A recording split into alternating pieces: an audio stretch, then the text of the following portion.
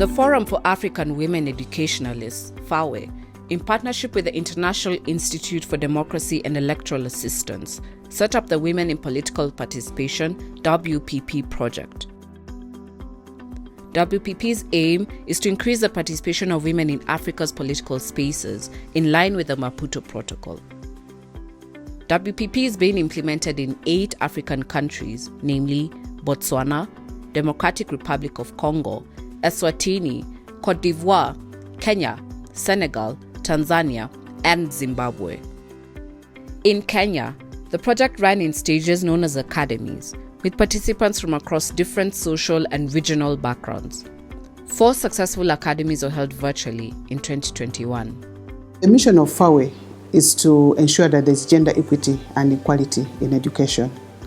And how it links with the WPP program, which is the Women in Political Participation, is one of the core mandate of FAWE is to ensure that women do participate in leadership positions. Each academy targets a minimum of 35 participants drawn from various backgrounds. Gedi Amamo is a daughter of the North. I am from Marsabit County. Born and raised in Moyale sub-county, a very small village called Dabel, from a super minority community called Sakwe. I'm Sophie Chebon from the beautiful slopes of Mount Elgon in Bungoma County. I come from Sabot community, which is one of the marginalized communities in Kenya, bordering Kenya and Uganda. Apondi is someone who is politically conscious, someone who is a mom, who understands what the society is like. So as a whole, I am a person who has been advocating for women and girls even before I became politically conscious and wanted to follow that path. Ambassador Wendy Mutegi is a lady who is passionate for the community and the less privileged in the society. I'm an ambassador for future generations. I also look into the prison systems, indigenous societies, and now the political space that touches on women. FAWE, in partnership with Oxfam, signed a memorandum of understanding to host the 3rd and 4th WPP virtual academies in Kenya, a timely effort with the country heading to a general election in August 2022.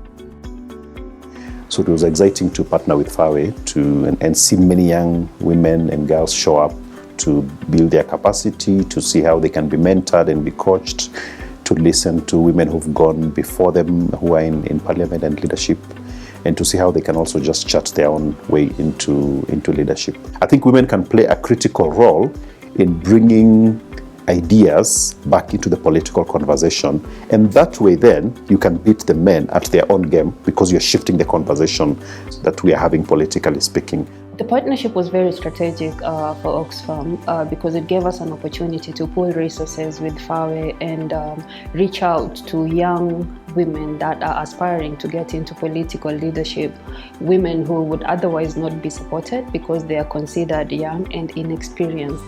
It also gave us an opportunity to support women from marginalized counties that have deeply entrenched social, cultural, and religious beliefs, which is a huge barrier to voting women in political leadership. And lastly, just the opportunity to impact them with skills, knowledge, and tools that they are using currently as we gear up for elections, to navigate the political world. The mentorship that they got during those sessions from seasoned female political leaders is valuable because it helps them understand what they're getting themselves into and how they're able to cope, with whatever challenges they face along the journey. The WPP program is developed to cover various aspects of politics. Some participants highlighted their experience in the 3rd and 4th Women in Political Participation Academies.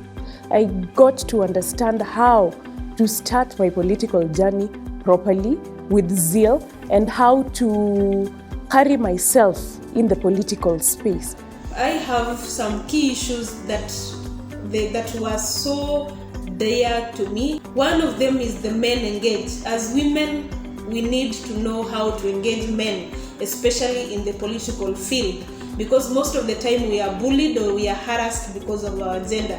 Another thing that was very key was the intergenerational mentorship, or passing the baton. I've learned from the academy on how to brand myself, on how it's important my image to be out there earlier, and again communication. There's so much on communication and how I should address different people, how I should be careful of the cultures of the religions that I may be interacting with. Again, budgeting. The academy was very informative, particularly for us who are first-timers in the political space. We could have gotten involved in grassroots engagements and work, but in elective process, we've not been participants in the elective process.